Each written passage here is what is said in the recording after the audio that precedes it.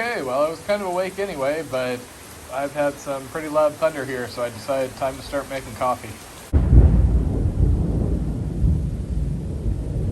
Kind of seems like I didn't time this too bad. I thought the rain was going to hit me yesterday while I was hiking in, but it held off until this morning at about 4 something.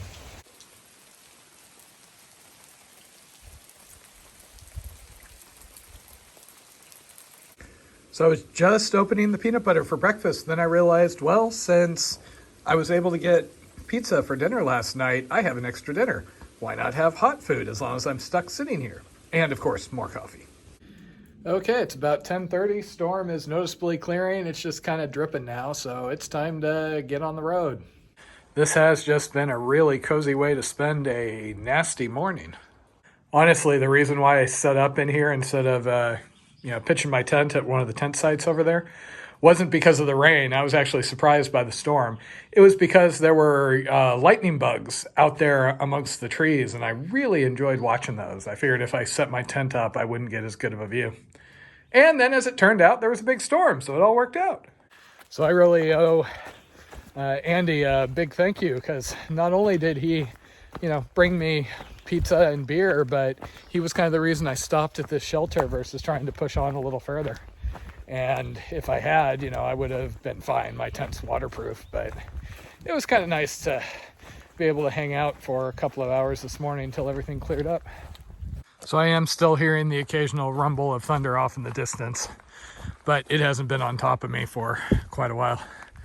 And it feels like the rain's gonna be either over or at least lighten up quite a bit. Well, it looks like the rain might not be over. It's raining, but not really enough to, put on the rain gear. I end up sweating so much as I'm hiking. It's only worth it once it reaches a certain intensity. And on this episode of the continuing adventures of Never Satisfied Man, here I am not even halfway through this thing. And I still keep thinking, it's like, what would be another cool adventure to do? Once this is done in another year or two. What if I flew to Africa and then did the entirety of the international AT segments? There's ones in Africa, Spain, France, and then it, ends up at the US-Canadian border. It'd be kind of cool to just go do every proposal or existing segment of it. Probably horrendously expensive though with all the travel, so I'm not sure I'd ever be able to swing it, but I have really been enjoying the vegetation in this section. Compare this with that earlier section where all the trees were bare. Who doesn't love a good dam? That lower intake looks a little bit gummed up there. God, it's pretty back here. Hey, what do you know? There's actually somebody home at the Okie shelter. I don't see him moving around though, so I'm not going to bother him. Well, sun decided to come out, and so did all the bugs. Surprisingly buggy all of a sudden. Though, if you remember that loaf of bread I showed a day or two ago, when I moved that just to see if it was moldy, a whole bunch of mosquitoes popped out from behind it.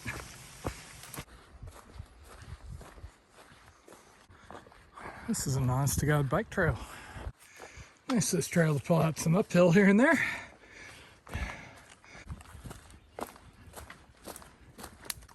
So I'm going to have to see which of the shelters I can reach. I'd originally wanted to do about 21, 22 miles and get to the further shelter, but with the late start and the water on the trail kind of slowing me down a bit. I'll just have to see. Okay, got a 0.4 mile road walk. Guess the trail's just getting me ready for Georgia. Turkey. I've seen a handful of them, but they're hard to get my camera out in time. Well, this doesn't bode well for that first shelter. Unfortunately, I kind of really need to stop. I've got 4 miles until the next one, and it'll be dark, and I've got some issues I'm afraid are going to get worse if I try and push it. But I also don't know I can sleep in that. Yeah, sounds like a private ATV park. Okay, well, good news and bad news. I got to the Davis shelter. It looks like it is actually roped off, so they are at least attempting to keep ATVers off there, so hikers can use it. However, the description said there was a spring nearby, and there was nothing. I was actually going to fill up down the hill just in case the spring thing didn't work out, since it wasn't mentioned in any of the comments. But the last water source down the hill had like engine oil or something in it, and I don't think my filter can take that out. So yeah, I think I may be forced into a night hike here, which is unfortunate. It's 3.4 miles to the next shelter. I might end up having to use the light on my phone. My headlamp isn't fully charged. Oh well. See, if I had fully charged the headlamp, then this wouldn't have happened. Somebody's got a party going on. This is one of those times when I really wish I could just pull over and camp, but oh well, a couple more miles in the dark.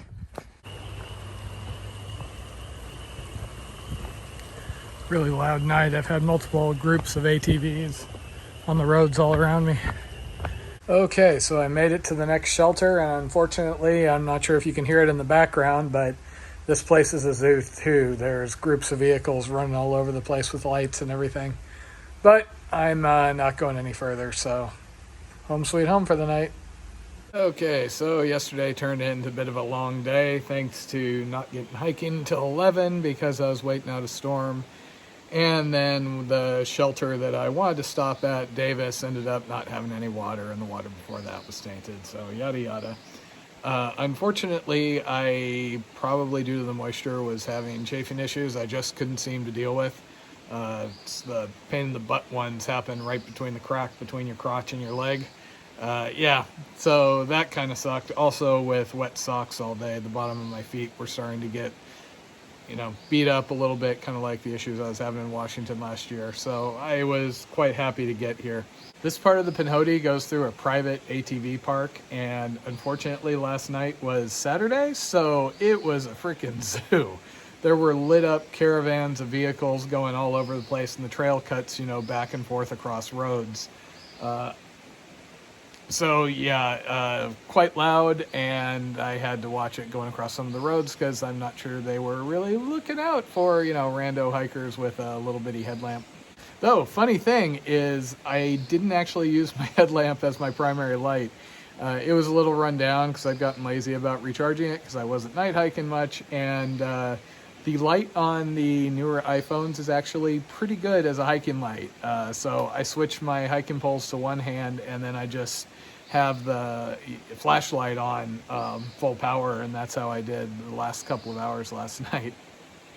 Unfortunately, once I got to this shelter, it is, a nice shelter. You can probably hear the birds and the streams running in the background, but there are roads really close. Headlights from some of those surrounding vehicles were hitting the shelter, and when I fell asleep at 10:30 with earplugs in, all of the loud vehicles were still going. So I don't know what time they quit. Short version, try and avoid this section on a Saturday if at all possible, I guess. So yeah, this is the Hawk and Hollow shelter. Really nice when there's not, vehicles zooming all around. There's a road right up that hill. Lights were actually hitting the shelter last night. But I like the streams and everything.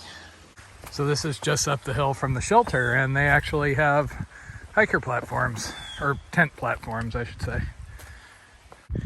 So with through hikes, I find that the end goal is so far away, I can't really just look forward to that the entire time because, 9 months later, who knows what's going to happen between now and then. So the key is making all these smaller goals along the way.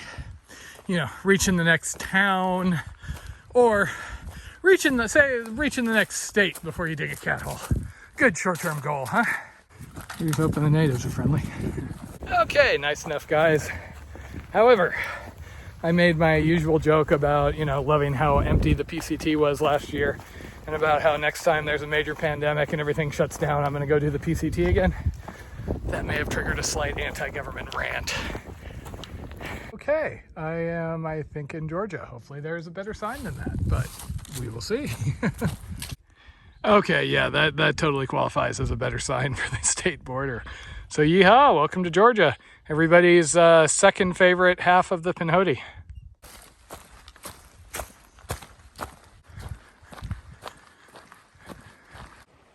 Well, that's just annoying. Minor crossing, but there's no rocks to step across, so wet feet it is. Okay, and now the first of the road walks, but today I'm just going into Cave Springs.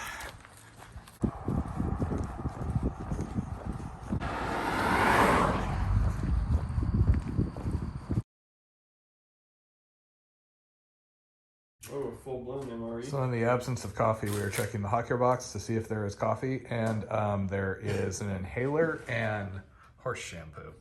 So we're gonna make some coffee with albuterol. That'll give it a kick. Whatever's in this. And Velveeta, because, you know. Okay, so I've been debating back and forth on whether I was going to take a zero or not. Part of me really wanted to just push on and get through this next road walk. I'm not saying that the coffee pot decided me, but it's not a bad thing. Ironically, there's a coffee shop in town. I was all excited. I'm like, coffee shop, totally going to zero. And then it turns out it's closed on Monday, and it's Monday. But coffee pot, so it's all good. So I actually arrived here yesterday, walked through the door, ran into a southbound Pinhoti hiker named Volt, and basically spent the next couple of hours just chatting away. And then we ran a mile away for like Mexican food and beer, so I didn't do anything productive last night. My feet are still giving me some issues, so I'm just gonna zero here. There's about a 22 plus mile road walk ahead, so I'd prefer to have my feet in better shape before I start ripping them up again. So this place is a bed and breakfast. You get a room where there's actually a pretty reasonable hiker rate, and then there's, you know, shared communal kitchen and bathroom and things.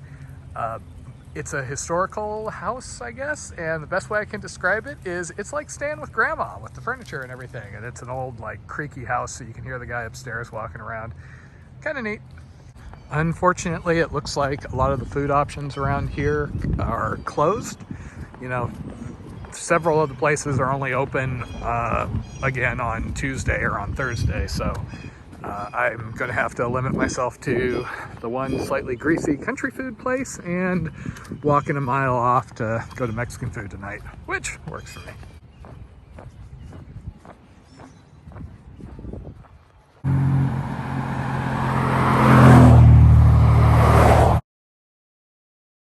So I do have to say, I normally go to hotels for my zeros where I can just kind of hole up and not have to see anybody or deal with anybody, but this has been really nice. So Hernan in Cave Springs, awesome.